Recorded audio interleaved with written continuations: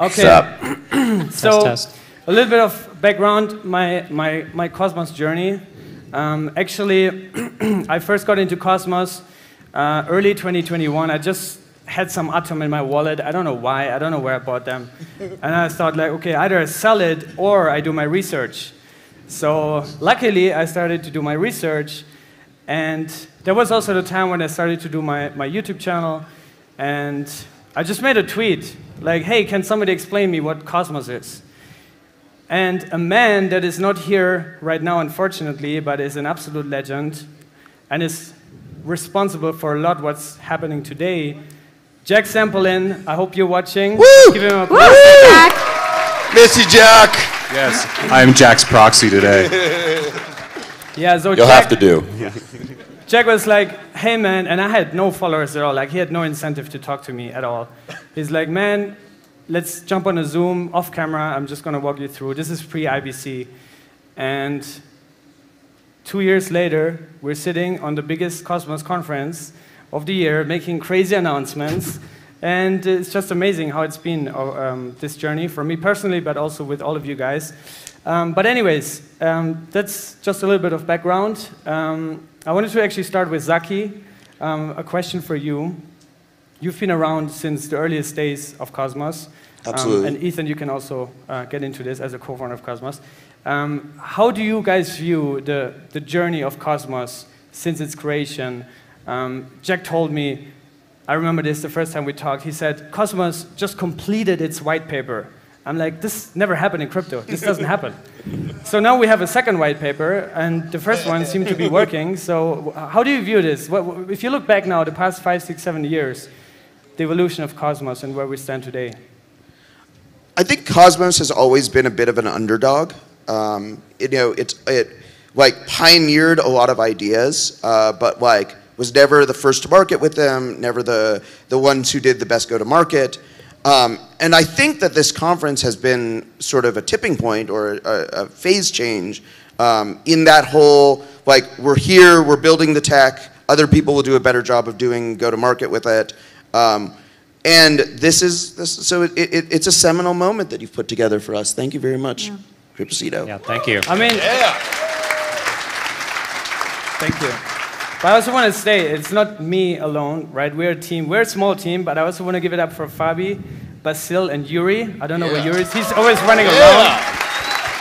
But Fabi is our numbers guy. He's making sure that we don't get wrecked with anything. Basil is responsible for all the branding, all the logistics, all the marketing stuff. And Yuri is our socializer, so I don't know, he's probably running around somewhere socializing. But yeah, we're a small team, but yeah, it's crazy. I think the other thing, though, that I would just like say is that like we never wanted to build like a traditional marketing organization inside of Cosmos. We always wanted community-driven marketing. We always wanted the community to feel ownership over the messaging. And it's crazy to me that it worked. But here we are. Yeah. I think what we have been doing with Cosmoverse also, and I think this could only work in Cosmos. Like it wouldn't be possible in any other ecosystem. Because like I say, there are a lot of centralized organizations that are leading the core marketing, they're doing the conference of the year, all these kind of things. So yeah, I think it was just luck, the right time, and the right ecosystem. And yeah, I think we're all just one big family here. But yeah, Ethan, from your view, I mean, you're the co-founder, 2014, 15, I think, when you started to write the papers with Jay. Jay Kwan, by the way, if you're watching, we hope to have you here next year. This would be absolutely amazing.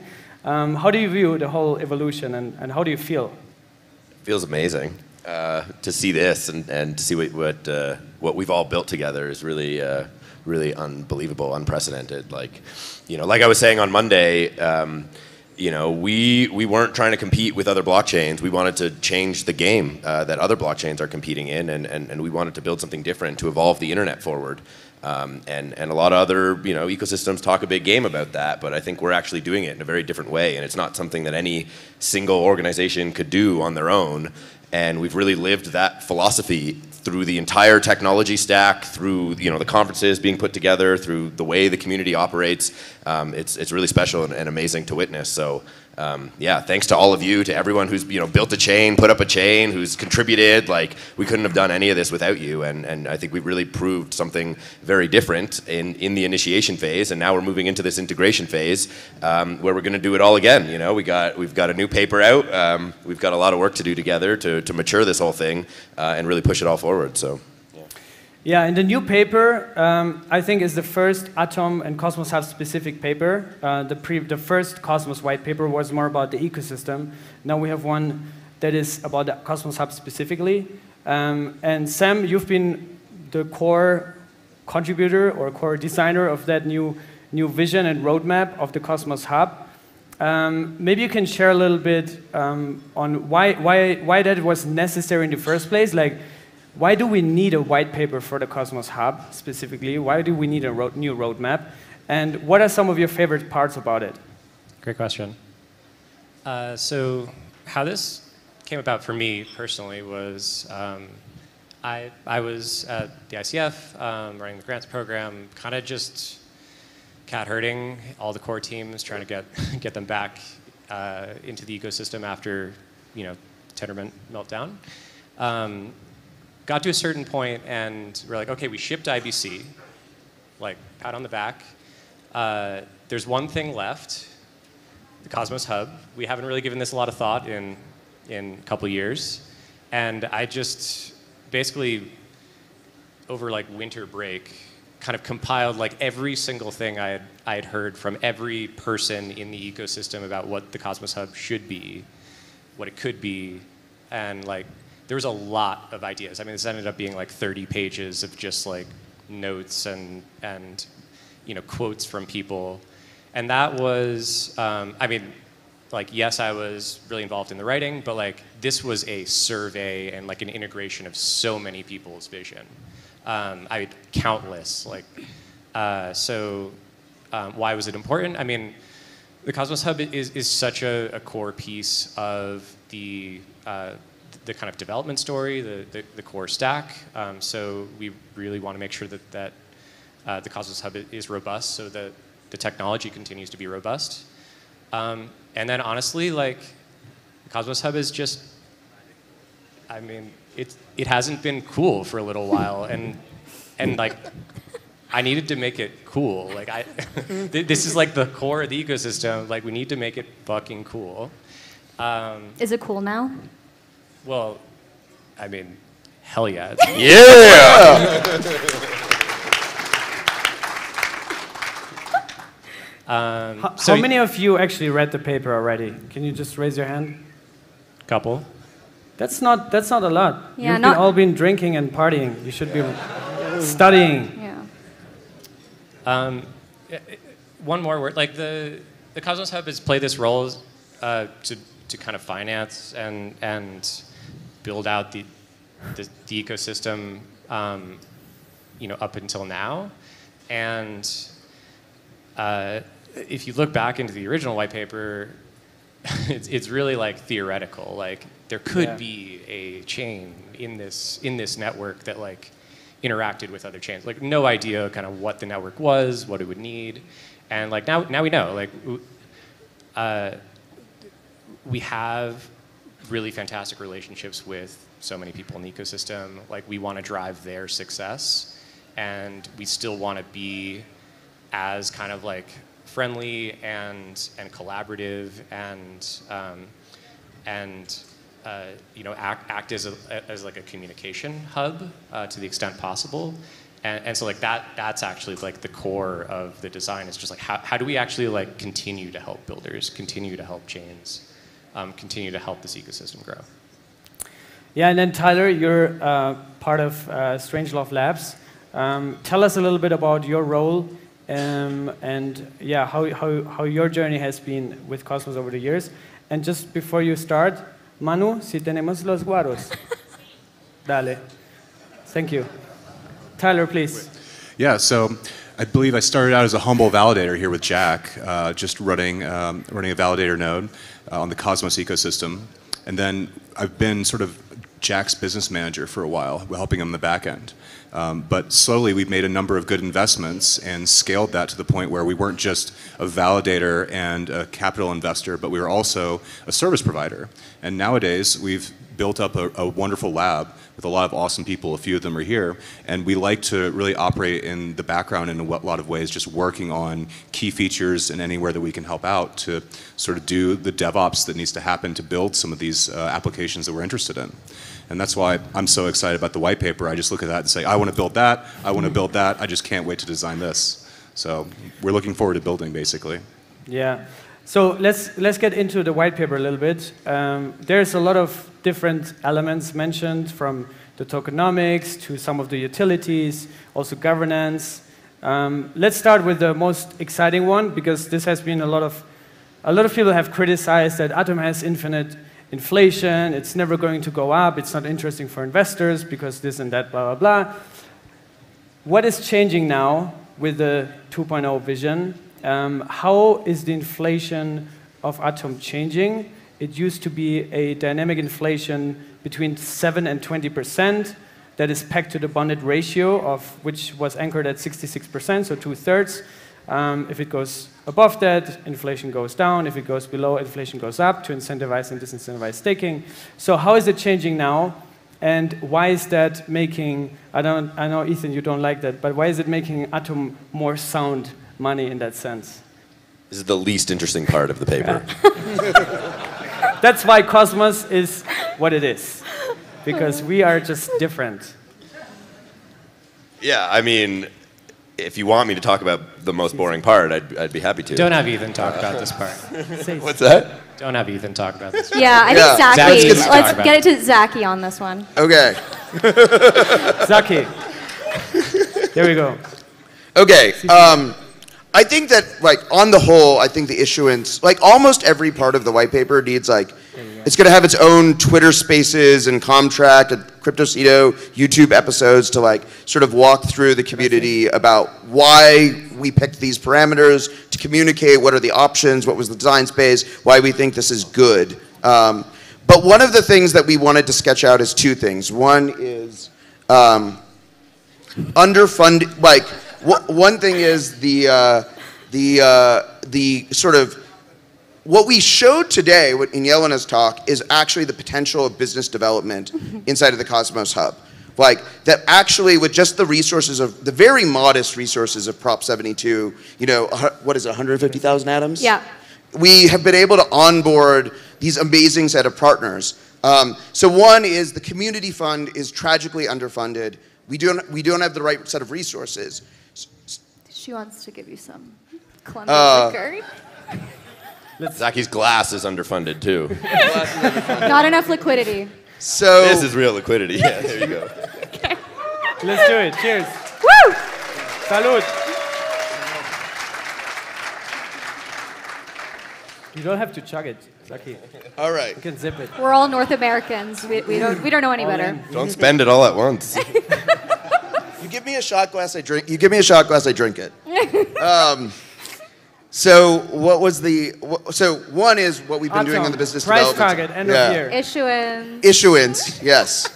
Okay, so the other thing though is I really strongly believe, like, you can see the GitHub commits on the fact that liquid staking creates this possibility of moving to linear issuance, to actually no longer have this exponential issuance, that we have all of these great partners.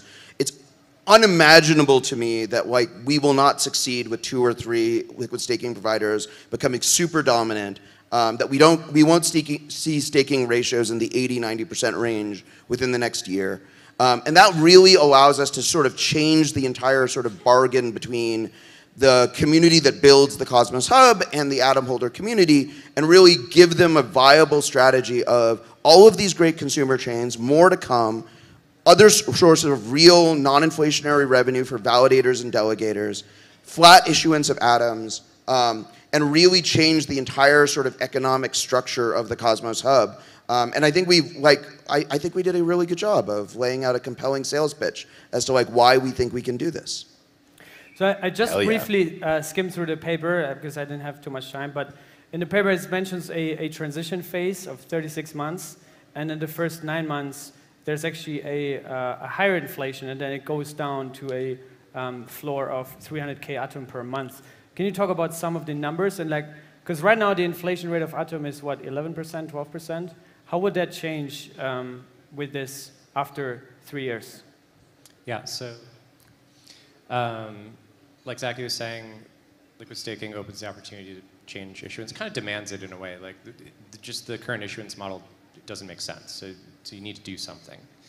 And we want Atom to be a reserve asset. We want it to be really this kind of interface for collaborating with the Cosmos community, and that predictability actually like really helps with that. But this transition phase is is a period of issuance. Well, there's a couple things happening at the same time. First is a bunch of interchain security chains are going to come online. The hub is going to start generating revenues. Liquid staking is going to gain some degree of adoption. The governance system that is outlined in the paper is the tooling and the kind of social layer is going to be built out. Like there's a lot of stuff that needs to happen over those 3 years. And then what we want to do is we want to set ourselves up to grow the ecosystem. Like that's kind of like the main thesis there. And that initial kind of period of issuance is all like, I mean, there's going to be some that is kind of infrastructure funding, but that's kind of a minority. Like the main point of having that capital is to drive new growth and to accumulate protocol and value. So that is Atom holder funds. Like that's not dilution. That is working capital for Atom holders. Yeah, it's not the ICF getting funded. It's not Occlusion getting funded. It's really about giving people elected by the Atom holders the working capital to grow this ecosystem to 1,000x. 1,000x? I like 1,000x. Jelena, you just announced a couple of consumer chains that are coming to the Cosmos Hub, with interchain security going live in January, as we heard of on Monday by Jihan and Billy. Can you talk a little bit about, especially USDC, that's obviously a big one.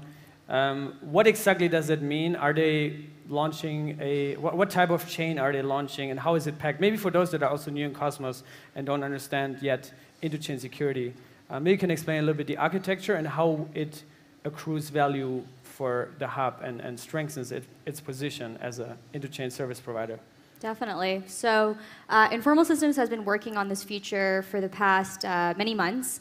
So in short, interchain security allows the Cosmos Hub validator set to secure new app chains. So these are your regular app chain, Cosmos SDK chain, or a Cosmos chain. In the future, it could be an EVM compatible chain. But the difference is that the staking token is the Atom token. And we'll see a lot of these chains also adopt a governance token as well that will be unique. And that doesn't necessarily have to be unique. It could also be Atom. It just really depends on the nature of the project. And so there'll be two types of consumer chains we'll see coming online. One is a custom consumer chain. That is your Cosmos SDK chain, where you have a lot of control over the consensus and over the application that you build, as you do currently if you're building on the Cosmos SDK. And then also we'll have contract consumer chains, which will be for smart contract development. So obviously leveraging the incredible power of Cosmos. In the future, I mentioned EVM compatibility as well. And so for the USDC announcement, we've been working with their team at Circle and also their counterparties at Center to figure out the best way for them to launch in Cosmos, leveraging interchain security. And so there are still details to be released on the design of this consumer chain, but in short, it'll be a general asset issuance chain. So not just USDC, we hope to see other blue chip assets like the USDC, more of the traditional assets issued by financial institutions, although not necessarily, could also be crypto native assets. I mean, this is really a green field launching on this general asset issuance chain. And the reason that I believe Circle found this very compelling and why we were able to create this partnership to signal their intent to do this in early 2023 is because they understand the role of the Cosmos Hub as this neutral, credibly neutral, stable, reliable, minimalist chain in the ecosystem. I know we all love that term, credible neutrality. Sunny, are you here? Yeah, this is all about credible neutrality, right? Sunny has switched to mesh security. Yeah. Credible neutrality is so last year. Yeah, we have short attention spans in Cosmos, except I don't. So I remember everything. We remember. I remember everything. No, but really the reason Circle is interested in leveraging the Cosmos Hub is because of this central coordination point, something Sam was talking about earlier. We're able to create these partnerships. We can offload risk from the hub itself. So you're not going to see, I mean, knock on wood, a chain halt or something like this because the consumer chains have a lot of sovereignty over their applications and things like this. So, it ended up becoming actually quite a compelling case for Circle, and I think it'll continue to be a compelling case for other asset issuers, and really we'll see this hub as it currently is an entry point into the Cosmos, right? The hub has a lot of partnerships with custodians, exchanges. Again, it has this legacy role, and I think that will continue with interchain security in a much more foundational way. And so, this is really just the beginning. I think it's also worth recognizing that there is fundamentally a governance role of atom holders on all the consumer chains to an extent, right? There is a need to pay atom holders for the service of securing for the additional slashing risk that they're taking on, et cetera. So there is going to be a natural value flow from every consumer chain to people who are staking atoms. And I think that is a really important part. And so, I think it's really important that the Atom 2.0 story started on Monday and sort of ended with Jelena's sort of set of announcements, because we announced a structure in which these things could exist, but we didn't announce anything to fill that structure, and it sounds very speculative and like who will ever use this. And what we really brought to you is one of the biggest name brands in the cryptocurrency space that says, no, they want this, this structure that we've been building. And if I can just piggyback off that, there is a really important role for the validators, the Cosmos Hub, currently 175, but in the future probably more, to negotiate and to have these discussions around fee splits and how these chains that leverage the security of the Cosmos Hub will also become self-sustaining. Right now, the funding mechanisms in the space are challenging. There are definitely over-reliance on centralized institutions for grants and things like this, and so we really want to enable some on-chain funding mechanisms that will be able to support these consumer chains to be self-reliant, at the same time being values aligned and incentive aligned with the Atom community and of course the validators of the Cosmos Hub. So this is something that I'm very excited to be leading and working on as well. I can maybe add to that a little. Oh, go ahead. As a validator, I'm very excited for this. Great. Just adding on to what Zaki was saying a little bit, built interchain security and had a lot of conversations about what is this good for, who wants this. The whole idea was about sovereign interoperability. Why do people want to give up sovereignty? And first of all, the demand for interchain security is really fantastic, head and shoulders above what we initially thought. But we're starting to find themes within interchain security that really make sense. This kind of point in the trade-off space, and liquid staking was far and away the immediately had product market fit. It makes a ton of sense to have access to exchange integrations, to have initial security because they're going to be securing important part of the kind of security supply chain.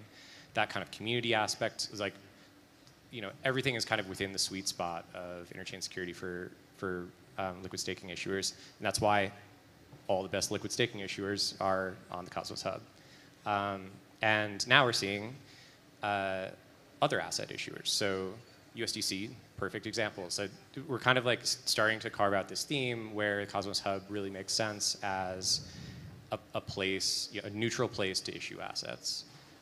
And as was kind of evidenced in the presentation, there's some things that we're starting to find as well. So once you have asset issuance, creating indices, doing things with those assets makes a lot of sense. Holding those assets and creating vaults and whatnot. And now with the scheduler and the allocator, we've like really kind of blown the doors open with what the Cosmos Hub is kind of is what it can offer interchain secured projects. Go ahead. Yeah, if just a quick comment on that. I think of the Cosmos Hub and this decision to launch with interchain security kind of similar to how companies go public on well-known stock exchanges or when they're listed, right? Like there's immediate sort of demand and recognition and awareness of projects, and there is an active community like waiting to see what's next. And I do think of the Cosmos Hub in a very similar manner. I don't like to draw, perfect one-to-one analogies because it's not perfect, and what we're doing is very different than, stock exchanges, which are kind of like boomer and like not that exciting anymore. But I do actually think that there is something kind of crypto native and on-chain that we're doing that's unique, and this will evolve. This is just kind of the starting analogy that maybe we can consider. Yeah, I think the core philosophy of Cosmos is to have app chains, right? And I think over the past years, the product market fit and the purpose of the Cosmos Hub has been very vague. Like a lot of people didn't really know what it does, what it is. But now there seems to be a clearer direction that it's going. So I don't know who wants to take this, but what do you think, how would you describe the product market fit for the Cosmos Hub moving forward from now on? That's the allocator, right? That's going to build more app chains. I'm really excited about the sort of DAO-like functions. Yeah, explain what the allocator is. I think that would be great.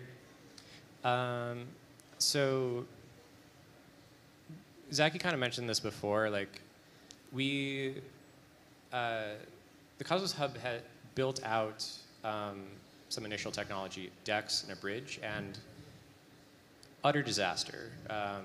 Like that, and it's because we kind of like chose vendors without kind of realizing their capabilities. And what we did with liquid staking was just kind of flip this. Like we're going to build primitives and interfaces for the Cosmos Hub, and then we're gonna let like top tier teams build valuable businesses on top of that. And now we have like incredible projects building liquid staking suite of applications. And we're kind of like doubling down on that strategy here. So the allocator is a set of primitives and expect people to commercialize them. They're going to be, and so there's kind of two aspects of it. The first is basically what we're calling covenants. Basically allows chains, different projects, to enter into an agreement together. We really want to build like higher order structure within the ecosystem. There's no like methodology for partnership apart from, I mean, it's just really clunky and it all happens kind of in back rooms, and it's not how the ecosystem should be conducting business. We want to like make that really transparent and trusted, and create like stronger, interchain applications on top of that. So the covenant system is kind of built for creating those deals effectively. A simple one would just be, swapping assets between different projects and holding them within one another's community pools. And then the second piece is, once you have a portfolio of assets, you basically need to do some treasury management, and this rebalancer functionality is a system for rebalancing, expressing a desired portfolio and moving into that portfolio. So simply like you might want 50% stable coins in your community pool. Like everybody wants that. So, and it's just a huge pain in the ass to do it right now. So this is just a utility for helping chains, vote and create, manage their own asset pools. Yeah, this feels like it really holds to that true vision of the earlier Atom white paper, where Atom was a port city. And to be a port city, we need cranes, we need docks. And this is the scaffolding that we need to have the app chains created and funded and properly liquidated. So yeah, I think it's like building that vision. Yeah, I mean, one way to think about what we were doing in the initiation phase with the initial Cosmos paper was to prove out a new kind of model for building blockchains, right? And so that's what the Cosmos Hub was initially trying to do, to prove that there's product market fit in the app chain thesis itself, right? It wasn't about the Cosmos Hub as its own blockchain. It was about the ecosystem of blockchains the Cosmos Hub was trying to prove could be created. And so it was a sort of prototype, an archetype of that. It didn't have that much value in and of itself. It wasn't that useful of an application other than as a prototype. It was something very simple and stable, and that's persisted. And now the opportunity is here to say, okay, we've created this interchain has been created, after the model of the Cosmos Hub. How can the Cosmos Hub evolve now to offer additional functionality to help continue to grow the interchain, and to improve the kinds of functions that are available and the kinds of things that applications in the interchain can do. And that's sort of what the scheduler and the allocator are all about. And they're built above this new layer of secure economic scaling that allows a development ecosystem to form for the first time around the Cosmos Hub to explore and experiment with new kinds of products. And that's what Jelena was introducing in her talk, the set of 5 chains that are launching under the security perimeter of the Cosmos Hub that allows the Cosmos Hub to now actually go to market in a completely new way to service this growing, thriving interchain. Yeah, and I strongly recommend everybody to at least read the white paper twice before you tweet about it. And our time is up. I want to give the last word to Zaki and Jelena, and then we have a very, very special event to close Cosmoverse. But yeah, Zaki. I actually do want to say one thing, which is that the proposal for the white paper is going to go up to the Cosmos Hub next week, and invite you to make comments on the forum. We really want community input, so yeah, please. I mean, I think sorry to interrupt. Go ahead. But so I think this is a good sort of, where do we go from here? And I talked about this a little bit in my talk on Monday. This has been like a very closed process. And I think the goal of the closed process was to put together a coherent vision. And I think if you put the talks at the beginning on Monday with Jelena's closing talk at the end, you should be able to see a coherent vision of the future of Atom and the future of the Cosmos Hub. So, but now that coherent vision is for you, everyone who holds Atom, everyone who's watching the live stream, everybody who cares about this ecosystem, it's for you to judge and for us to now start discussing with you, having a discussion about, what is this future?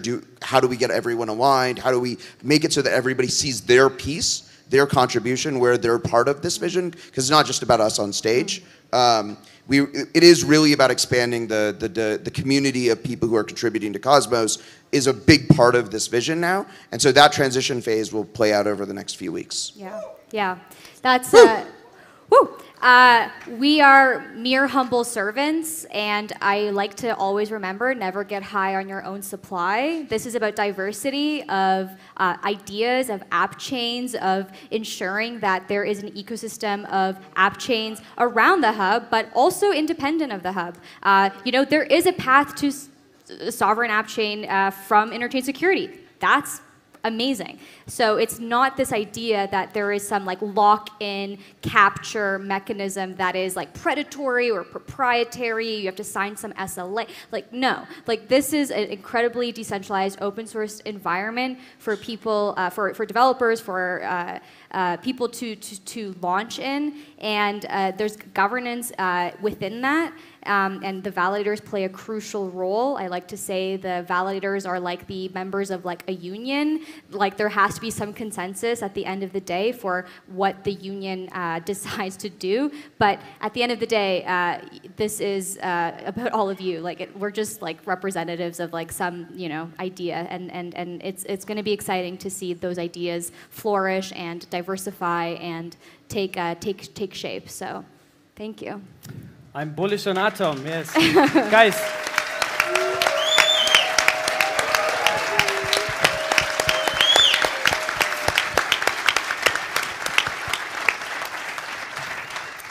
As we're wrapping up right now, I have a very last request, because last year, which was the first time we did Cosmoverse, not even a year ago, we got #Cosmoverse trending on Twitter. We're not there yet this time, so we have to fix this right now.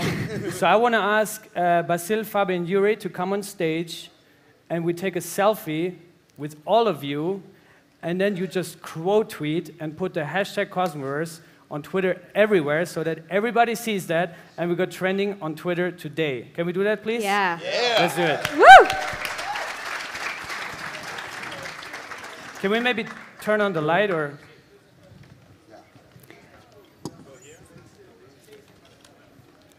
Big man. Okay. I'm definitely short. Okay. Get over here. Can't see the audience at all in the photo. Okay, we gotta get. Right. Everyone say Cosmoverse! Put your hand down. Cosmoverse. Cosmoverse. Yeah, All he right. just took one. That's so German. He just took one. But it's one really good one. It's the best one. All right, thank you, everybody. Now we actually have a very special show to close up Cosmoverse, and after that we'll have the after party. So just stay seated, right? Stay seated. Stay seated, because stay you seated. guys are not going to want to miss this. Special.